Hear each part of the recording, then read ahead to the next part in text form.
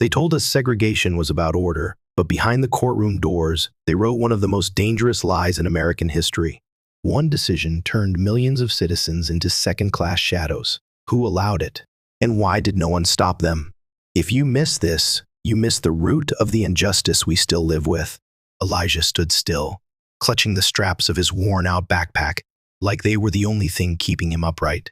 Two gates towered in front of him, one shiny, polished, painted white, with an arched sign that read, Lincoln Elementary School.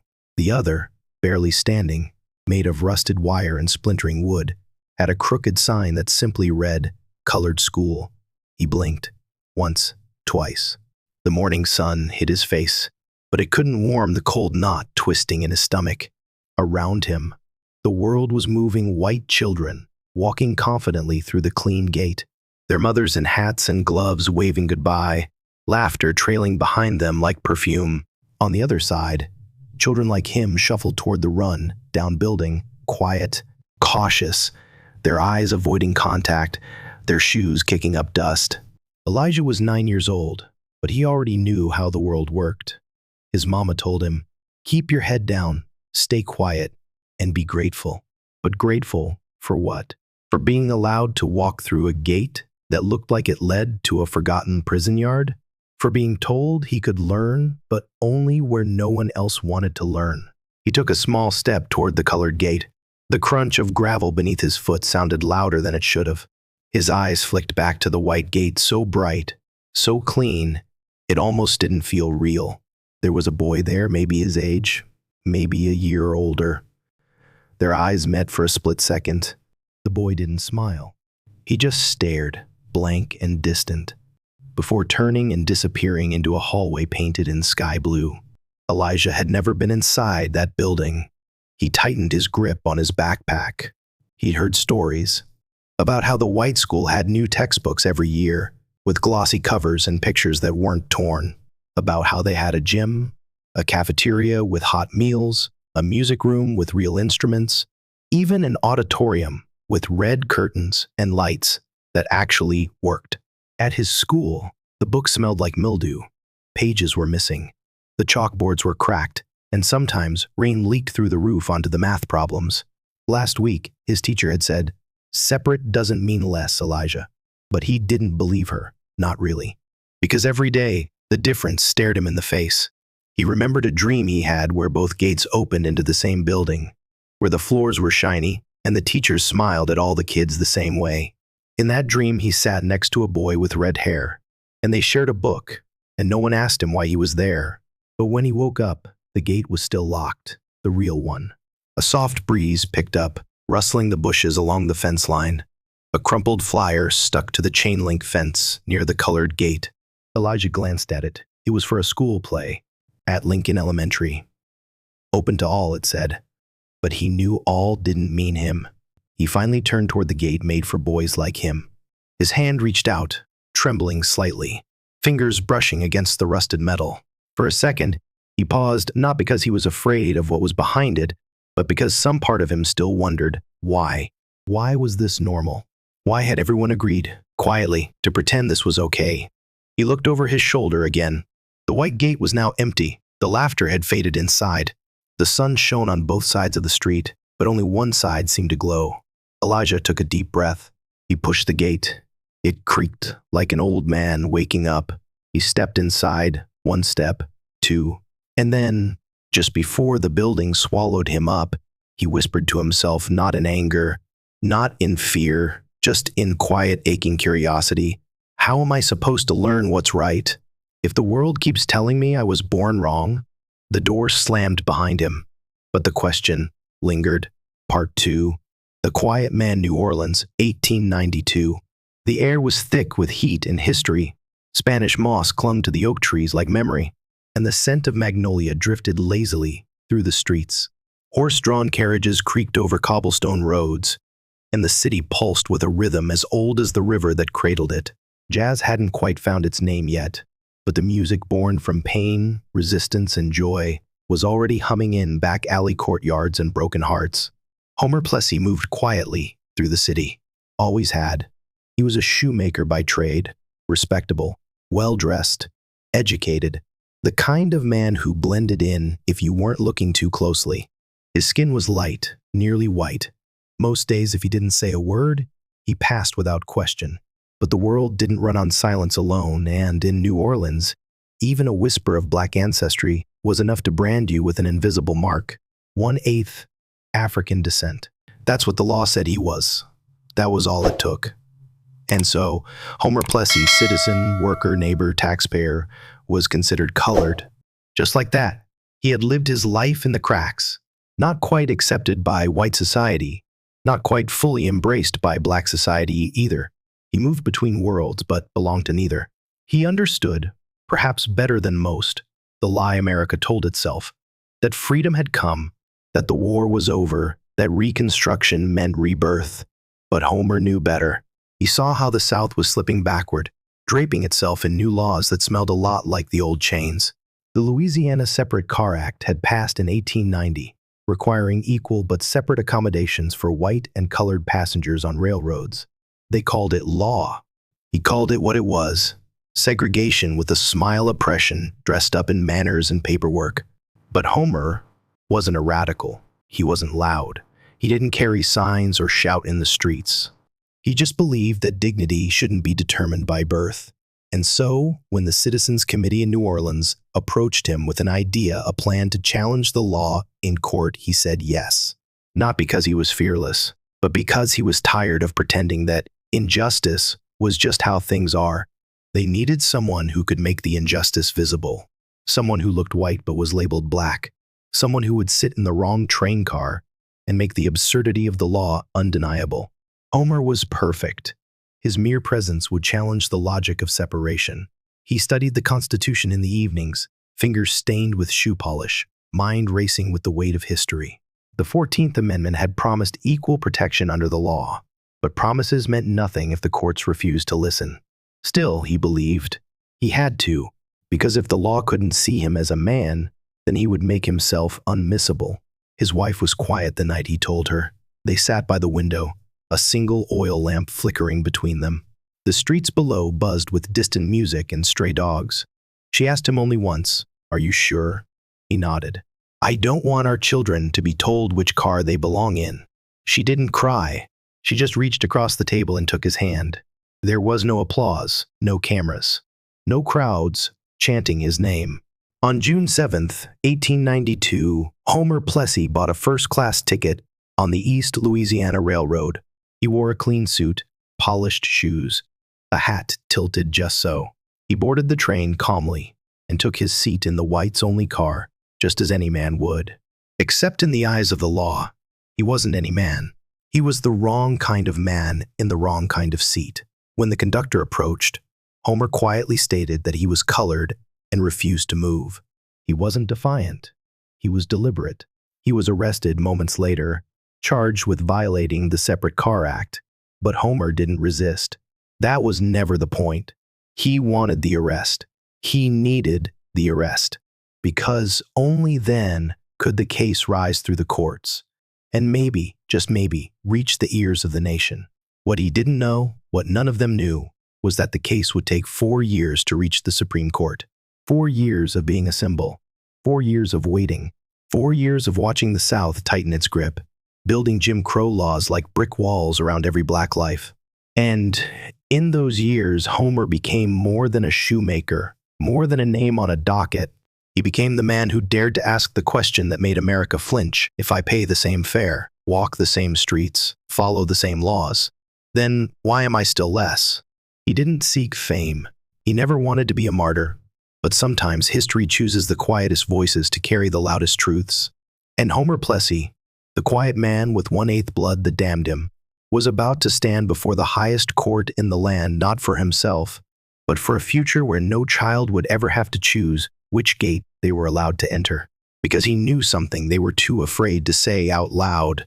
The true power of a lie is not in how loudly it's told. It's in how many people quietly agree to believe it. June 7th, 1892. The day felt ordinary. That was the point. The sun rose slow and lazy over New Orleans, casting soft golden streaks across the iron balconies and the cobblestone streets still damp from the night's rain. A train whistle howled somewhere in the distance, shrill, impatient, cutting through the morning stillness like a promise. Homer Plessy stood at the station platform, hands in his pockets, heart steady but heavy. He was dressed sharp, navy wool suit, crisp white shirt, brown leather shoes so well polished. They caught the light. His fedora sat low on his forehead, casting a shadow just above his eyes. He looked like any other man catching a train for business or pleasure. He blended in intentionally. But this wasn't a morning commute. This was a quiet collision with history. He had the ticket in hand. First class, East Louisiana Railroad, route from New Orleans to Covington. To the untrained eye, it was just a man boarding a train. To the ones who knew better, it was the beginning of a legal war. Across the platform, members of the Citizens Committee watched discreetly, pretending to read newspapers, sipping coffee, keeping their distance. This wasn't theater, it was strategy. Every movement had been planned, every detail arranged. Even the train company had been tipped off. They knew a challenge was coming, and they knew how to respond. All they needed was Homer's body in the wrong seat. He exhaled slowly and stepped aboard. The interior of the Whites' only car was clean, cool, and almost silent. Red velvet seats lined the aisle. Brass fixtures gleamed in the soft morning light. There was a faint smell of tobacco and fresh varnish. He chose a window seat near the center, set his hat in his lap, and stared out at the slow-moving city. No one looked twice. For nearly 10 minutes, the train rolled forward, the rhythm of the tracks beneath his feet, the soft shuffle of newspapers, the hum of small talk. It would have been easy to forget what he was there for. But then the conductor arrived. He was tall, pale, and broad-shouldered, with a clean mustache and an expression that bordered between confusion and resolve. He paused at Homer's seat, checked his manifest, and cleared his throat. "Sir," he said, voice polite but firm, "are you colored?" Homer turned to face him. He didn't blink, didn't raise his voice. "Yes," he said, "I am. 1/8." The words sat between them like a lit match. The conductor shifted his weight. There was a moment brief, weightless, where something unspoken hung in the air. A choice, maybe. A crack in the performance. But then the conductor reached for the cord to stop the train. "Sir, I'll have to ask you to move to the car designated for colored passengers." Homer folded his hands over his hat. "I paid for this seat. I'm staying where I am." There it was. The challenge. The conductor stared a second longer, jaw tight, then stepped away. The train ground to a halt, slow and reluctant. Outside, footsteps, metal clinking. Then the soft stomp of leather boots against the platform. A deputy sheriff stepped aboard, dark uniform, cold eyes. He walked straight to Homer's seat. "Mr. Plessy," he said. Homer looked up. "Yes, you are under arrest." No gasp, no outrage, just silence. He rose without protest. No struggle, no resistance. He knew this was the moment everything hinged on, not how loudly he defied, but how clearly he embodied the absurdity of the law. A man, light-skinned, dignified, respectful, being arrested for sitting in the same space as other paying passengers simply because of lineage. The deputy snapped cold cuffs around his wrists. Click, click. The sound echoed. As he was led down the aisle, a few passengers turned their heads. One woman whispered. Another looked away. No one spoke. No one objected. It was like watching something distant, abstract, like reading about injustice in a far-off land. But this wasn't far away. This was New Orleans. This was America. He stepped off the train into the warm daylight, the cuffs digging gently into his skin, the eyes of strangers following him like ghosts. A reporter snapped a photo as he passed one frame, frozen in time. The headline the next day would be small, buried in the corner of the paper. Light-skinned man arrested for sitting in white car, challenges separate car act. But Homer didn't read it. He sat in the jail cell that night, his back against the cool stone wall, his coat folded beside him. The cell was bare, just a wooden bench, a small sink, and the clatter of keys echoing down the hallway. He stared at the ceiling, not in fear, but in thought. What kind of country builds laws, not to protect, but to divide? What kind of freedom draws lines in chalk and punishes those who dare step across them? He thought about his parents. He thought about children who hadn't yet learned the word colored. but would feel it pressed into their skin like a brand before they turned 10. He thought about the courtroom, the judges, the lawyers, the long road ahead, and then he smiled, not out of joy, but out of clarity, because he knew something they didn't. He hadn't boarded that train to break the law. He'd boarded it to put it on trial. And no matter what the judges said, the lie had already begun to unravel. One seat, one man, one ticket. That's all it took to show the world that separate but equal was just another way of saying, you'll never be enough. And the truth had just boarded the train. Washington, D.C., May 18, 1896. The marble columns of the Supreme Court loomed like cold sentinels, indifferent and imposing. Inside, the room was quiet, save for the slow shuffle of papers and the creak of leather chairs as the justices took their seats. Thick with the weight of formality, the chamber didn't just hold arguments, it held history in the making. Homer Plessy wasn't there. He wasn't invited, but his name echoed off every wall, every headline, every courtroom whisper, Plessy via Ferguson. A man's name now stitched into the very heart of a nation's legal conscience. For nearly 4 years, the case had climbed the rungs of the American justice system, like a weary climber scaling a mountain whose summit kept disappearing in fog. And now, it had arrived at the top. At stake, not just one train ride, not just one man's dignity, but the legal definition of equality in the United States of America. Inside the courtroom, the air was tense. Lawyers from both sides had spoken their piece. On one end, Homer's counsel, Albion W. Tourgy, a white man from Ohio and a former Union soldier, stood resolute. He had argued that the Separate Car Act violated the 13th and 14th Amendments, stripping black citizens of their civil rights and equal protection under the law. He was eloquent, sharp, unyielding, but outside the courtroom, the winds were blowing against him. Across the South, Jim Crow laws were multiplying like weeds, segregated schools, theaters, restrooms, water fountains. State by state, the line between white and colored was being inked not only on signs, but in hearts and minds. America was not leaning toward healing. It was recoiling. And on that spring day, the court made its choice. The decision was 7-1. Justice Henry Billings Brown, writing for the majority, delivered the opinion that would burn itself into history like a scar. Laws permitting, and even requiring, the separation of the races do not necessarily imply the inferiority of either race. He continued, calmly, as if explaining traffic law. If one race be inferior to the other socially, the Constitution of the United States cannot put them on the same plane. In one breath, the Supreme Court of the United States gave legal blessing to state-sponsored segregation. Separate but equal, 3 words, 15 letters, a sentence that would become a cage. Homer Plessy lost, but so did millions of others. And not just that day, for generations. Across the country, newspaper headlines spun the ruling into legal logic, but to black communities, it was a gut punch. The ruling didn't just confirm what they feared, it institutionalized it. It gave racism a robe and a gavel. In Louisiana, train companies rushed to reinforce their colored cars. In Georgia and Alabama, new laws were drafted overnight. Public libraries drew up separate card systems. Schools erected fences. Neighborhoods carved invisible walls between streets. And all the while, the nation told itself, it's legal, it's fair, it's equal.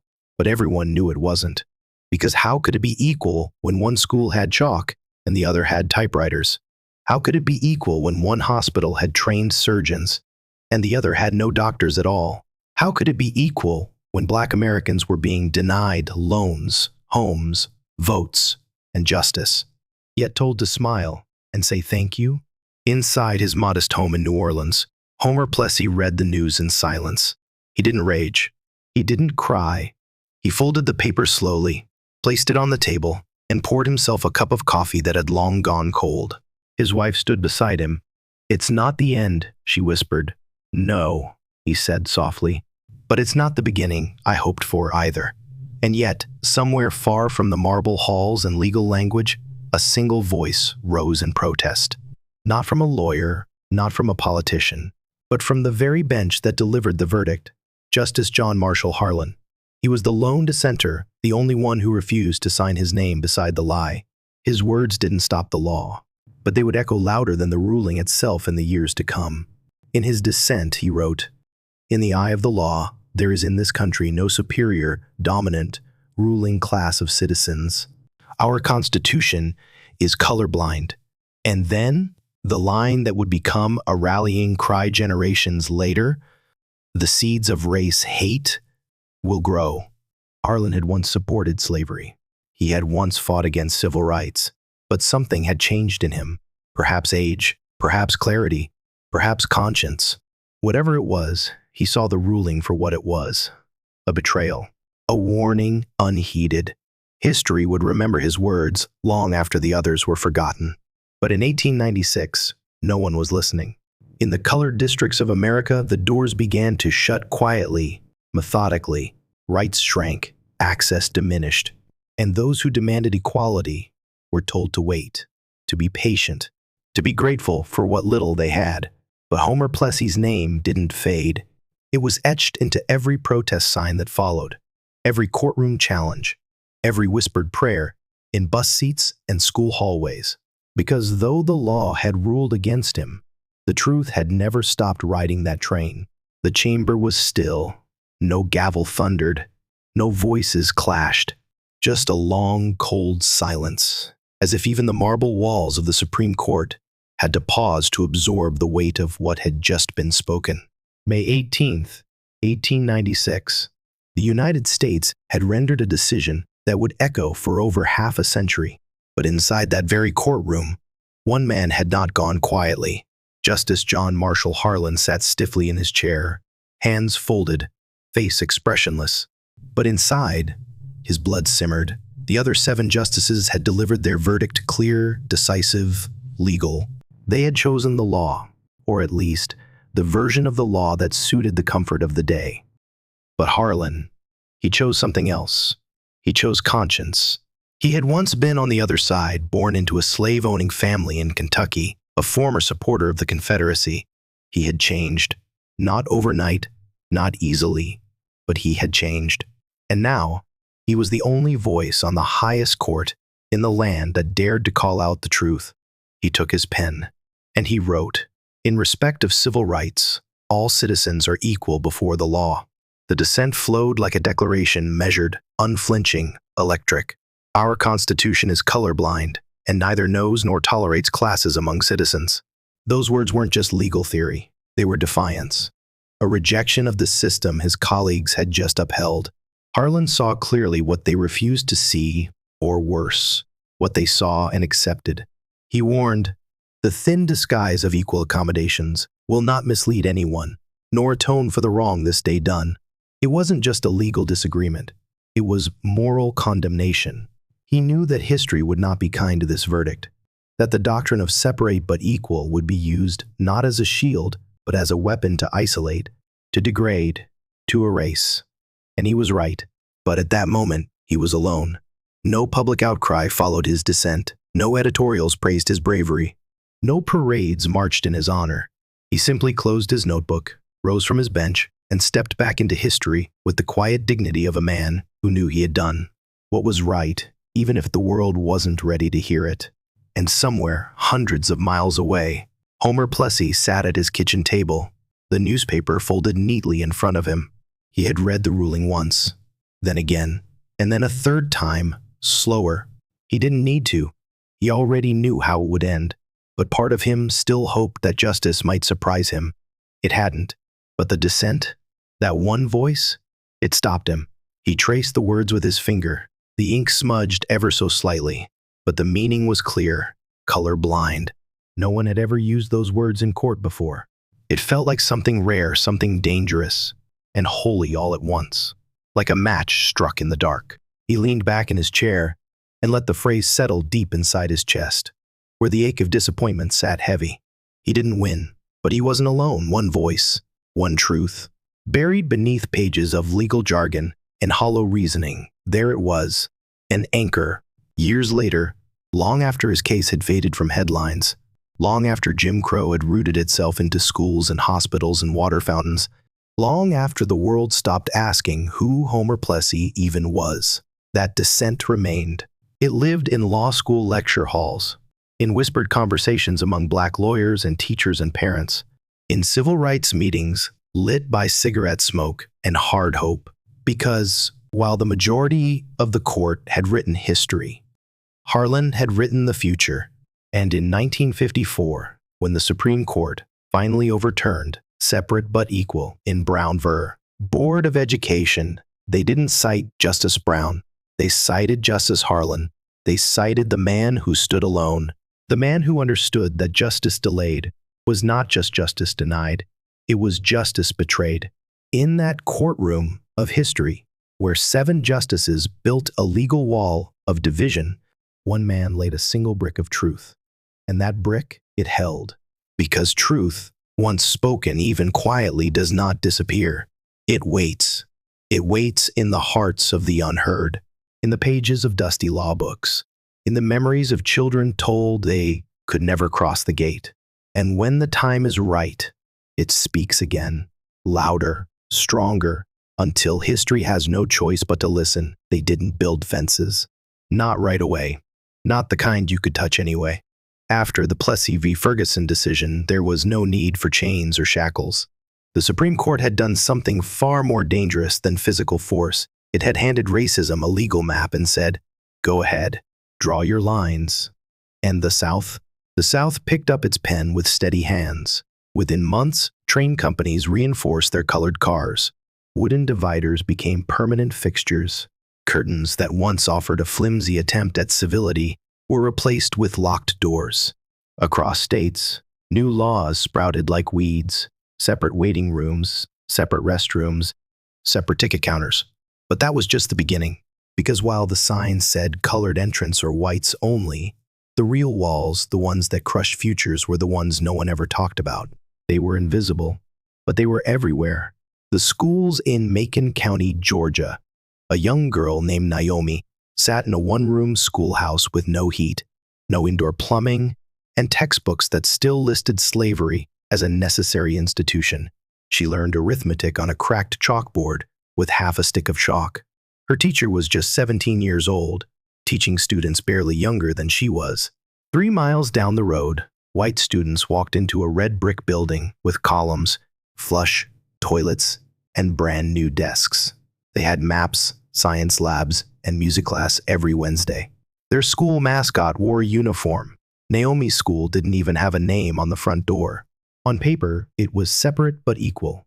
But Naomi knew better. So did every child who walked into a classroom that smelled like mildew and shame. The jobs in Birmingham, Alabama, Marcus, had been working the railroad for 7 years.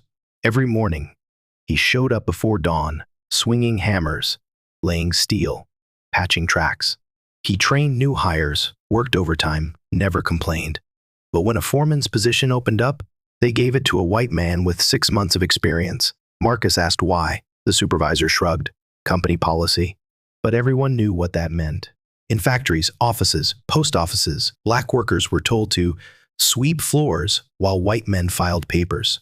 They were passed over for promotions, denied apprenticeships, locked out of unions. The wage gap wasn't just an accident. It was the wall that kept food off black tables. The hospitals in Mississippi, a mother named Clara rushed her feverish baby to the nearest hospital. The nurse at the front desk didn't even look up when she spoke. This hospital doesn't accept coloreds. Closest one's 27 miles up the road. Clara didn't have a car. She wrapped her baby tighter in a thin blanket and started walking. He died before sunrise. There were no headlines, no lawsuits, just silence. Another invisible wall had done its job. The mailboxes and mortgages in Chicago. The lines were drawn on maps, red lines, real ones. Bankers and city officials sat in smoke-filled rooms and decided which neighborhoods were fit for investment. Any area with black residents, marked in red, was labeled hazardous, unworthy, toxic. Lenders refused mortgages. Businesses disappeared. Schools starved for funding. Black families were locked out of home ownership, the very foundation of generational wealth. And those who dared move into white neighborhoods were met with broken windows, arson, and polite letters reminding them they weren't welcome here. They called it redlining, but really, it was just another name for a wall. The theaters, parks, pools in Florida. A 12-year-old boy named Elijah, the same Elijah who once stood before the 2 school gates, asked his mother why he couldn't go swimming with the other kids in the town pool. His mother's face tightened. She didn't say, because of racism. She didn't say, because the law lets them treat us like less. She just said, because that pool wasn't built for us, baby. That summer, Elijah watched from outside the fence as white kids splashed and laughed and swam under the sun. He sat on the curb, dust on his shoes, water in his eyes. He was told to be grateful for the city's Negro Park, a patch of land with no swings, no shade, and no drinking fountain. Equal, sure, if you didn't look too closely. The real wall, here's the truth, separate but equal, wasn't about bathrooms or buses. It was about power. It was about reminding an entire group of people, day in and day out, that they were less. Not just in the law, not just in policy, but in spirit. It was about limiting access not only to schools or jobs, but to possibility, to dreams, to the feeling of walking into a room and knowing you belong. The walls were psychological. They were passed down in whispers, warnings, survival instructions. Don't look them in the eye. Stay in your lane. Don't ask for more. Don't sit in their seat. And even those who couldn't see the walls learned to navigate around them, because bumping into them could mean a beating, an arrest, a lynching, or just the quiet destruction of your future. But still, they pushed back. Even behind the walls, people resisted. Teachers taught anyway. Workers built anyway. Parents prayed anyway. Children like Elijah dreamed anyway. Because even when the world told them, you can't, something inside whispered, maybe someday. And that whisper, it became a voice, then a song, then a movement. Because while the walls were invisible, the will to break them was not. So the question is, if the walls weren't built of brick or stone, why did they feel so real? Why did they last so long? And how many still stand today, hidden in budgets, in zip codes, in job applications, in silence? Because the most dangerous walls are the ones you've lived behind so long, you forget they're even there. It was a summer evening in Washington, 1896. The sun had long set, but the streets of the Capitol still held the day's heat. Inside the high-ceiling chambers of the Supreme Court, the gaslights flickered, casting long shadows across shelves of thick law books and stacks of briefs. It was quiet now. The case had been decided. The majority had spoken, but one man remained. Justice John Marshall Harlan sat alone in his office, coat off, sleeves rolled to his elbows, the weight of history pressing against his shoulders. The majority opinion in Plessy v. says Ferguson had already been finalized, signed, sealed. 7 justices agreed, separate but equal was constitutional, that the law could draw lines between citizens as long as it claimed not to value one more than the other. Harlan couldn't breathe under the weight of it. He stared at the parchment in front of him, his dissent. He had read the majority's words a dozen times, and each time they cut deeper. Legal on the surface, lethal underneath. He had seen rulings before that bruised justice, but this one? This was something else. This one would wound the soul of the nation. And so he began to write. The words didn't come from strategy or politics. They came from conviction, from conscience, from a place that had taken him a lifetime to find. Because Harlan hadn't always been this man. He was born into privileged white, Southern, Kentucky-blooded. His father owned slaves. He had fought for the Union. Yes, but he once opposed the Emancipation Proclamation. He had supported slavery's legality long after the war ended. But something had shifted, not overnight, not through a single moment, but through a slow, burning recognition that his law had become a tool of preservation for the privileged, not protection for the vulnerable. And now, he could not stay silent. In respect of civil rights, all citizens are equal before the law. He wrote it slowly, carefully. The Constitution is colorblind. No one in the court had ever dared to say it so plainly. But Harlan was done with polite ambiguity. He had seen enough. The past decade had made it clear the South wasn't rebuilding, it was resegregating. In state after state, Black Americans were being pushed out of juries, blocked from voting, barred from public spaces. And now, with this decision, the court was blessing it all, calling it order, calling it equality. He refused to go along. "There is no caste here," he wrote. "Our Constitution neither knows nor tolerates classes among citizens." It wasn't legal prose, it was a moral outcry. The truth was, Harlan knew what was coming. He knew his dissent would be buried beneath the weight of precedent, that law schools would teach the majority opinion, that newspapers would quote Brown and not him, that the South would take this ruling and run with it, passing more laws, building more barriers, deepening the divide. But he wrote it anyway, because he believed history would read this differently. And not just law students or legal scholars, but parents, activists, dreamers, the quiet ones holding signs in the streets, the teachers who refused to teach lies, the little boys like Elijah, watching white children from behind chain-link fences. They would read this, and they would know that not everyone stayed silent. He paused his pen and rubbed his eyes. What would they say about him? That he was naive? That he had abandoned his class? That he betrayed the South? Maybe, but he didn't care, because in that moment, he wasn't writing for the court. He was writing for the country he believed America could become, not the one it was. Across the country, most Americans never read his words. The press barely mentioned the dissent. The headlines all read the same. Supreme Court upholds separation of the races. No one quoted Harlan. No one asked about the lone vote against. His voice was smothered beneath the cheers of segregationists and the exhausted silence of those who knew better but said nothing. But a few, just a few, did read his words.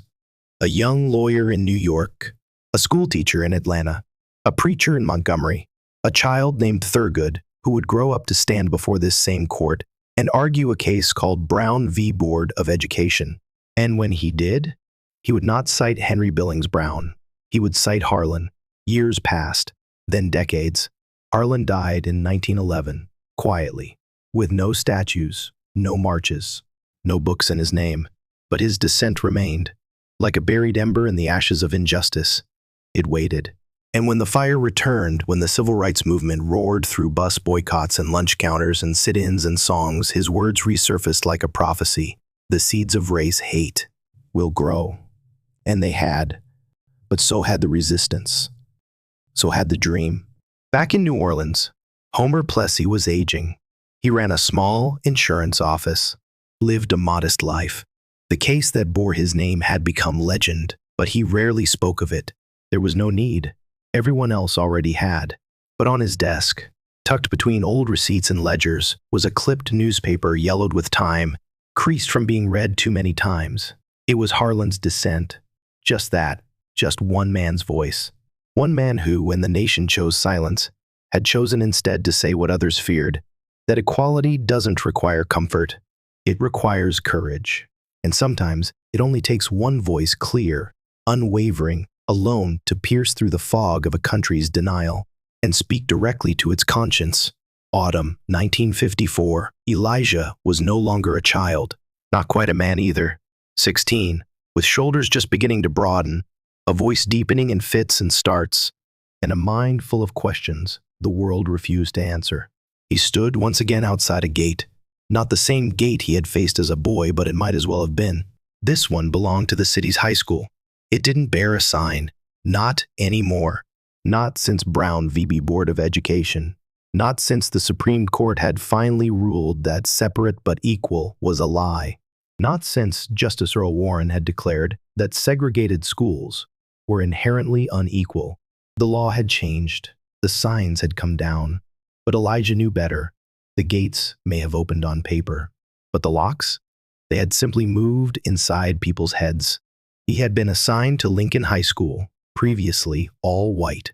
The name was ironic, or maybe deliberate. Either way, the building loomed large columns, red brick, clean windows, trimmed hedges.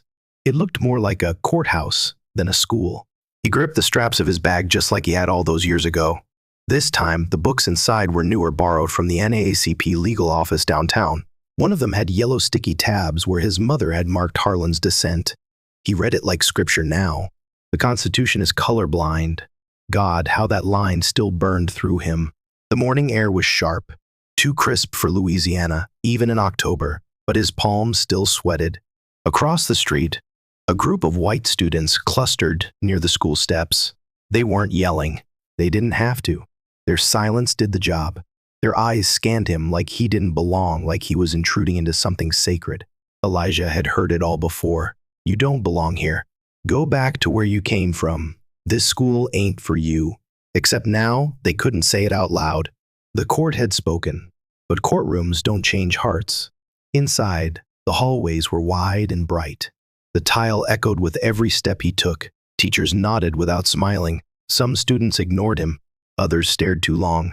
The janitor, an older black man with graying hair and kind eyes, gave him a barely noticeable nod as he passed just enough to say, I see you. I know. His locker was stuck. Of course it was. He tugged, twisted, breathed out hard. Then a hand appeared white, freckled, a boy about his age. Try kicking it from underneath, the boy said. That's what I do. Elijah blinked, nodded, tried it. The locker popped open. The boy grinned. Works every time, then walked away. That was it. Not a friendship, not a moment of deep connection, but not nothing. And in that tiny crack, Elijah felt something breathe. In English class, the teacher assigned essays on American values. Freedom, equality, justice, she said, writing the words in cursive across the chalkboard. Elijah stared at them. Later, at home, he wrote his essay by hand, in silence. He didn't write about freedom. He didn't write about equality. He wrote about gates, how they can be real or imagined, how they can be made of steel or of fear, how sometimes they don't need to be locked to keep people out. Just heavy, just quiet, just waiting. That night, he asked his mother a question that had been pressing in his chest like a stone. Did it matter what Mr. Plessy did? She looked up from the sink, dishes in hand, water running, eyes tired. She didn't answer right away. She dried her hands slowly and sat across from him. You're sitting in that school, aren't you? She said. He nodded. Then yes. It mattered. He frowned. But it still doesn't feel like we belong. It's like they just made the walls invisible. She didn't argue. She just reached for a folded paper tucked inside the kitchen cabinet. It was old, yellowed. It was a copy of Harlan's dissent. The same one. She placed it in his hands and said softly, sometimes, the people who open doors don't get to walk through them. Elijah didn't answer. He just held the paper, read the words again. Let them settle into him. Weeks passed. The stares didn't stop. Neither did the whispers. But something else started to grow. Another black student enrolled. Then another. The cafeteria still split down in visible lines, but the air began to shift. A teacher called Elijah Mr. Green instead of just boy. He won second place in a science fair. A white classmate lent him a lab coat. They weren't miracles, they were moments, and moments become movements. Years later, Elijah stood in front of his own classroom, this time as a teacher. A photo of Thurgood Marshall hung above the blackboard. A copy of Harlan's dissent sat on his desk. His students were black, white, brown. Some sat together, some didn't, but they shared the same textbooks, the same water fountain, the same gate. And on the first day of every school year, Elijah told them the story of a man named Homer Plessy, of a quiet shoemaker who boarded a train and dared to sit in the wrong seat, of a justice who stood alone when the world looked away, of a little boy who once waited at a gate and now held the keys to open it. Because the truth is, justice doesn't always arrive with fanfare. Sometimes it walks slowly, softly. Sometimes it takes decades to cross a threshold. But when it does, it's not the sound of walls falling that matters most. It's the sound of a child's footsteps, walking freely through a door that was never supposed to open. If this story made you feel something, anger, sadness, or even hope, don't let it stop here. Type number 1 in the comments if you believe justice should never be based on skin color. Your comment helps push this truth to more people who need to hear it. Because here's the lesson. Injustice doesn't always scream. It often whispers through laws, policies, and silence. But when we speak up, when we remember, we become the voices they tried to silence. So don't just watch, stand with us.